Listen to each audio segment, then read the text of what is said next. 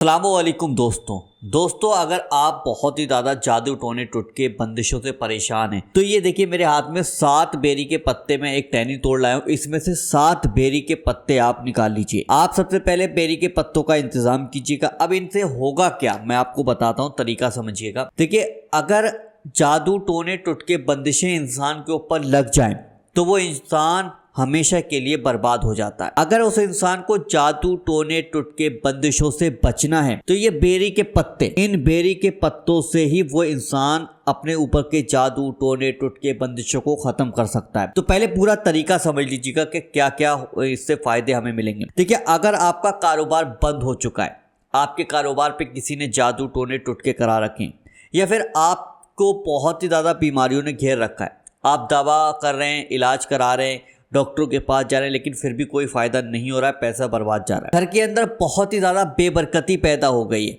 घर में बरकत नाम का शब्द ही खत्म हो चुका है और आपके ऊपर बहुत ही ज़्यादा मुसीबतें आ रही हैं, आपका घर मुसीबतों में घिर चुका है, बहुत ही ज़्यादा असर आपके ऊपर हो चुके हैं, जादू टोने टुटके बंदिशों के असर हो चुके हैं, दुश्मन बहुत ज़्यादा पैदा हो चुके हैं। तो आपको करना क्या है, ये जो बेरी के पत्ते ना, इसमें से आपको 7 बेरी के पत्ते निकालकर अपने सामने रख लो पहले, ठीक है। 7 बेरी के पत्ते कहीं पर भी आपके पास में, खेतों में या फिर रास्ता में, कहीं भी बेरी के पत्ते हो, वहाँ से फ्रेश बेरी के पत्ते ले आना, यानी कि ताज़े बेरी के पत्तों से ही आपको ये काम करना होगा। और इन बेरी के पत्तों का थोड़ा सा पानी आपको बचा के रखना होगा, ताकि वो आपको मैं बताऊंगा कि उस पानी का भी आपको क्या करना है। देखिए, सबसे पहले आप 7 बेरी के पत्ते तोड़ लिए।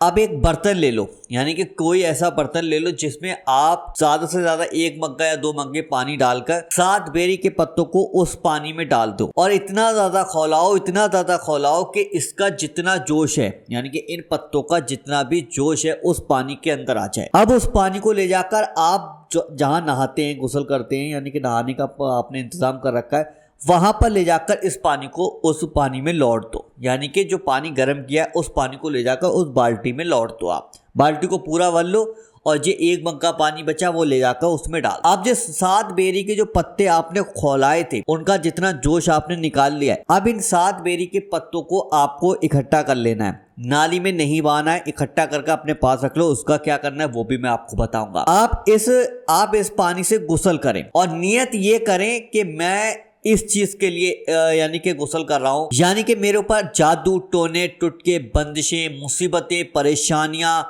घर में बरकत नहीं है, लड़ाई झगड़े बहुत पैदा हो गए हैं, दुश्मन बहुत ज्यादा पैदा हो चुके हैं।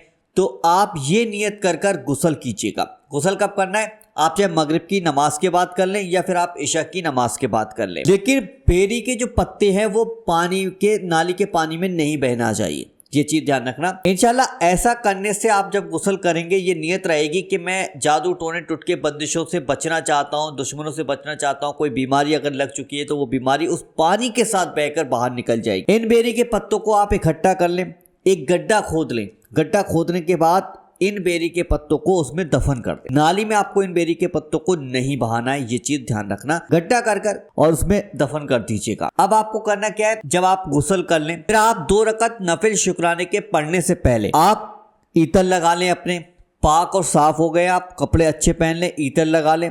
अगर आपके पास आबे ज़मज़म मौजूद है, यानी कि आबे ज़मज़म का पानी मौजूद है, तो उस पानी को पी लें ताकि अंदर की और ज़्यादा सफाई हो जाए, आपके अंदर की सफाई और ज़्यादा हो जाए जिस्म की। आबे ज़मज़म मौजूद नहीं है तो फिर आप कोई बात नहीं, आप वैसे ही पानी पी लें, यानी कि 3 बार पहला कलमा पढ़कर दम करके उस पानी को पी लें इंशाल्लाह। अगर आबे ज़मज़म नहीं है तो, अगर आबे ज़मज़म है तो आबे ज़मज़म पी लीजिएगा। उसके बाद आप 2 रकत नफिल नमाज शुक्राने के अदा कीजिए। आपकी जो भी नियत है, आपने जिस नियत से इस नमाज को पढ़ा है, जिस नियत से आपने बेरी के पत्तों पर यानी कि खोला कर उससे गुस्ल किया है, वो नियत आपके दिमाग में रहनी चाहिए और अल्लाह से दुआ करें कि अल्लाह इन तमाम बुरी बलाओं से मेरी हिफाजत फरमा।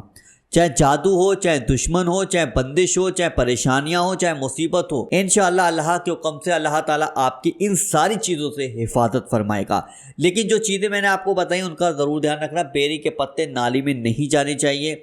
बेरी के पत्तों को गड्ढा कर आपको उसमें दफन कर देना है।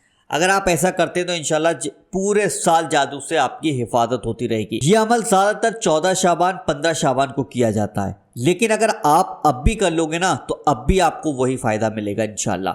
क्योंकि बेरी के पत्तों में बहुत ही ज़्यादा फायदे हैं।